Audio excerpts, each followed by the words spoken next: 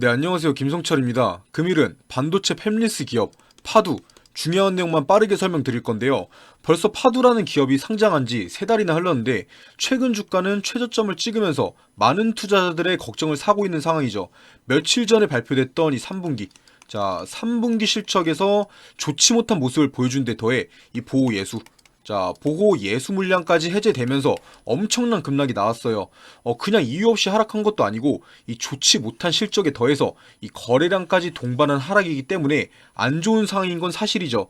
그렇다면 이 파도에 투자 중인 분들이라면 앞으로 어떻게 대응을 해야 할지 함께 알아보도록 하고, 본격적으로 시청 전에 이 구독과 좋아요 한 번씩만 눌러주시면 감사하겠습니다. 일단 현재 가장 문제가 되고 있는 이 실적에 대해서 조금 자세히 봐야 할 필요가 있습니다. 파두 같은 경우는 21년도부터 23년도까지 SSD 컨트롤러에서 가장 높은 매출을 내었습니다. 21년도까지만 하더라도 이 30억, 30억이던 매출이 22년도에는 430억으로 크게 증가하였고, 이번 연도는 다시 이 110억으로 감소하는 모습을 보여줬죠. 22년도에 비해서 크게 감소하긴 했지만 아직 4분기도 남아있고 21년도와 비교해본다면 매출이 증가한 거기 때문에 이렇게 주가가 급락할 정도의 상황은 아닌 걸로 보일 수가 있어요. 하지만 현재 문제가 되고 있는 이 3분기의 실적을 자세히 들여다보면 이 매출이 3억 원입니다. 이번 급락 전에 파두의 시가총액은 1조 원이었어요. 그런데 이 매출이 3억 원인 건 말이 안 되는 상황이죠. 그렇다고 해서 이 파두가 2차 전지 사업 같은 미래성이 있는 사업을 하는 기업이냐? 아니죠. 반도체 팹리스, 반도체 설계. 미래 사업보다는 현재 사업에 가까운 만큼 이 매출이 성장할 거다 하는 기대감보다는 현재 당장에 잘 나와야 하는 게 맞아요. 잘 나오는 게 아니더라도 이 3억은 아니라는 거죠. 당연히 이 매출이 저조했던 만큼 영업이익 같은 경우도 마이너스 148억을 기록했고, 이 당기순이익에서도 마이너스 143억을 기록했습니다. 그리고 이번 3분기 매출 3억 원은 작년 동기와 대비해서 무려 97%나 감소한 수치죠. 애초에 이 파두라는 기업과 상장 주관사가 제시했던 올해 예상 매출액은 이 1203억 원이었는데, 현재까지 매출이 이 180억. 180억이라는 뜻은 기대치의 7배나 못 미치는 상황이 된 겁니다. 시장의 기대치를 채우기 위해서는 이번 연도 4분기, 4분기에 이 1000억 이상의 매출을 내야 하는데 사실상 불가능에 가깝다고 보는 게 맞고요. 그렇다는 뜻은 엄청난 호재가 나오지 않는 이상 이번 연도 4분기까지는 전고점을 넘기는 상승은 나오기 힘들다고 보는 게 맞겠죠. 그리고 애초에 이 파두라는 기업은 재무 자체가 원래부터 좋지는 못했어요. 2019년도까지만 하더라도 이 2억, 2억이던 매출이 2022년도에 들어와서는 급격하게 이 560억까지 증가하긴 했지만, 이때 당시에도 마이너스 2275억이라는 엄청난 적자가 발생했었고, 지난 4년 동안 단 한 번도 이 흑자를 얻은 적이 없는 기업이죠. 쉽게 말해서 이번 급락 전까지 파두의 주가는 고평가였다는 거예요. 그런데 이런 사실들을 미리 알고 매도한 곳이 있습니다. 수급 한번 보시면 이 사모펀드의 엄청난 매도세 보이실 겁니다. 바로 이 사모펀드가 파두의 폭락을 만들어낸 건데, 이 파두가 상장 당시에 이 투자사들은 많은 물량을 배정받는가 동시에 바로 이 보호 예수가 걸렸습니다. 그리고 최대 주주들을 제외한 이 나머지 투자사들은 보호 예수 기간이 1개월에서 3개월 정도가 걸려 있었죠. 바로 이 물량들이 시장에 나오면서 폭락이 나온 건데, 하필 그 시기가 이 3분기. 3분기 실적이 나오기 전이었어요. 이 선행매매 논란이 나올 수밖에 없죠. 이 뉴스 한번 보시면 이번 매도의 주요 투자사는 이 포레스트 파트너스라는 곳인데, 실제로도 이 포레스트 파트너스에서는 파두가 상장 직후에 8월에 이 222만 주, 222만 주를 매도한 데 더해서 이번에 추가적으로 이 136만 주를 장내 매도하면서 보유 지분이 4%밖에 남지 않았죠. 바로 지금 나온 하락이 이 3분기 실적에 더해서 그걸 미리 알고 매도한 이 사모펀드 때문이라는 거예요. 하지만 제 말을 잘 생각해보면 이 파두가 하락한 이유는 모든 투자자들이 떠나면서 나온 하락이 아니라 한 주도 주체, 이 사모펀드가 하락을 이끌었다는 거. 자, 그렇다는 뜻은 다른 투자자들은 여전히 파도에 남아있고 이 사모펀드의 강한 매도 물량으로 인한 급락이 나온 이후부터는 적정 주가를 되찾아가면서 투자의 메리트가 생긴다는 말이 되기도 합니다. 자, 이미 보호예수. 자, 보호예수 물량 같은 경우도 대부분 나왔고요.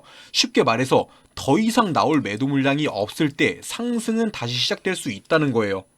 거기에 더해서 오는 11월 16일, 자, 11월 16일부터 이 17일까지 3분기 실적에 대한 기업 설명회, 자, IR을 개최한다고 하는데, 먼저 살펴봤던 이 공시를 정리해드리면, 지난 매출을 살펴보면 이 파두, 자, 파두 같은 경우는 낸드, 이 낸드 A사의 매출 비중이 엄청나게 높은 걸 알 수가 있는데, 이번 3분기 같은 경우는 시장의 상황에 따라서 낸드 A사의 컨트롤러 매출이 전혀 없었다.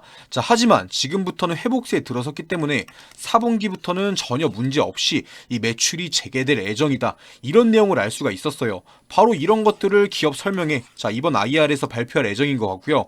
자, 이때 어느 정도 불안 심리가 해소된다면 당연히 소폭의 반등이라도 나오겠죠. 무슨 뜻이겠어요? 이 파두를 믿고 장기 투자하시는 분들이시라면 지금 하락했을 때 무서워서 팔 때가 아니라 이 장기 투자의 관점에서 물량을 늘려야 하는 시기라는 거예요. 자, 하지만 제가 이렇게 말씀드려도 혼자서 매매하시는 분들은 언제 사고 언제 팔아야 하는지 감조차 잡기 힘드실 거예요.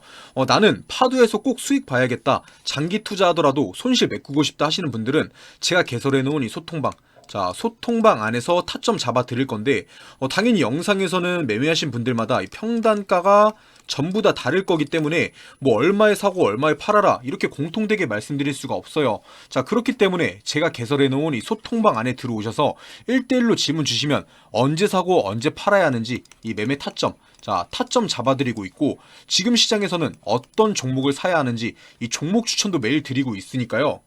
영상 다 보신 후에 뭐 어렵게 문자로 연락 남겨주고 그럴 필요 없이, 자, 밑으로 내리셔서 이 설명란과 댓글창에 고정되어 있는 링크, 자, 링크 클릭하시면 바로 입장 가능하실 거예요. 이 소통방 안에 들어오시면 이 종목, 자, 종목 상담과 추천 매일 드리고 있으니까요. 꼭 들어와 주시고요. 참고로 주말이나 장 종료 이후에는 운영하지 않기 때문에 장이 열릴 때까지 기다려 주시면 됩니다. 자, 그리고 영상 마치기 전에 이 수급 간단하게 보시면 하락 같은 경우는 이 사모펀드 때문에 나왔다고 말씀드렸고, 이 개인들, 자, 개인들 수급 보시면 강한 매수세를 보여주고 있죠. 그럼에도 불구하고 주가는 폭락을 보여주고 있습니다. 이 개인들만의 힘으로는 하락을 막지 못한다는 거죠. 대부분 아는 사실이겠지만 이 국내 주식시장에서 이 반도체, 자, 반도체 섹터는 무조건 이 외인들의 수급이 반드시 필요합니다. 다만 아직까지는 이 개인들의 매수세가 강한 걸로 보아서 앞으로도 하락은 조금 더 지속될 것 같은데, 지금부터가 중요한 게 이 외인들의 수급이 들어오면서 천천히 주가가 우상향하면서 살아날지, 아니면 외인 수급 없이 기술적 반등으로 잠깐 상승이 나올지, 바로 이걸 구분하셔야 합니다. 자, 후자의 경우라면 하락은 멈추지 않고 앞으로도 계속 될 거고요. 당연히 제가 무슨 말하는지 이해하기 힘드신 분들이 있으실 텐데, 지금 파두의 하락은 이 사모펀드가 만들어낸 거고, 이미 매도 물량이 보시다시피 많이 나왔기 때문에 지금부터는 본격적으로 반등이 나오든지 이 기술적으로 반등이 나오든지 할 거다. 자, 하지만 그걸 잘 구분하고 매매해야 한다, 이렇게 말씀드린 거예요. 당연히 구분하기 어려우신 분들은 제가 이 소통방 안에 들어오시면 안내해 드릴 거고요. 자, 그리고 이 파두 3분기 실적이 폭망했다고 해서 이 상장 폐지, 자, 상장 폐지까지 걱정하시는 분들도 있던데, 이 파두 같은 경우는 기술 특례 상장 기업입니다. 이 실적이 안 좋다고 상장 폐지 당할 일은 없어요. 그러니까 너무 걱정하지들 마시고요. 자, 그리고 제 영상을 시청해주신 분들을 위해서 이 선물을 하나 준비했는데요. 이 뉴스를 자세히 들여다보면 돈이 보인다라는 말이 있습니다. 그래서 제가 금일 준비한 돈이 되는 뉴스는 바로 폐배터리입니다. 보시다시피 최근 폐배터리에 대한 뉴스가 계속해서 나오면서 관심이 뜨거워지고 있는데, 폐배터리, 말 그대로 수명이 다한 폐기해야 하는 배터리를 말하는 거죠. 다들 아시겠지만 현재 이 자동차 업계들만 하더라도 휘발유나 경유를 사용하는 내연기관차에서 수소나 전기를 사용하는 2차전지 자동차들로 넘어가고 있는 상황입니다. 물론 당장에는 이 내연기관 자동차들이 많지만 몇 년 뒤만 하더라도 이 전기차 같은 자동차들이 내연기관차의 점유율을 훨씬 넘어갈 것으로 보고 있는데요. 그리고 이러한 뉴스에서 돈을 벌 수 있는 포인트가 나옵니다. 일반적인 시선에서는 전기차 시장이 커갈 테니까 이 전기차 관련 주식에 투자를 해야겠다. 하지만 반대로 돈을 벌 수 있는 사람들은 생각을 하죠. 이 전기차 시장이 커갈 테니까 그 뒤에 어떤 게 수혜를 받을 수 있을까 하고요. 그래서 생각한 게 바로 폐배터리입니다. 사실 이 전기차 하면 투자할 수 있는 게 무수히 많습니다. 막막하죠. 뭐 전기차에 들어가는 이 외관부터 아니면 뭐 배터리에 들어가는 재료, 니켈이 됐든 리튬이 됐든 아니면 뭐 배터리의 종류, LFP 배터리가 됐든 전고체 배터리가 됐든 수많은 주식들이 있습니다. 하지만 결국 어떤 2차전지 배터리가 됐든 간에 수명을 다하게 되면 폐배터리로 넘어가게 되죠. 그리고 이 폐배터리 관련 주식들은 그렇게 많지가 않습니다. 심지어 이 폐배터리 주식들은 아직 많이 오르지도 않았어요. 이 전기차에 들어가는 배터리의 수명 같은 경우는 오래 쓴다 하더라도 보통 10년 정도입니다. 전기차가 본격적으로 상용화되기 시작한 건 2015년에서 2017년도 사이죠. 이 1세대 전기차들의 배터리가 2025년도부터는 쏟아져 나오기 시작할 겁니다. 당연히 지금 당장에는 이러한 폐배터리 관련주들이 수요가 있을 수가 없습니다. 상승이 나올 수가 없어요. 하지만 2024년도 상반기부터는 미친 듯이 상승할 수밖에 없습니다. 기대감이 극에 달하는 시기이기 때문이죠. 그렇다면 바로 저희가 해야 하는 게 이런 폐배터리 관련주 중에서도 투자의 메리트가 있는 기업을 찾는 겁니다.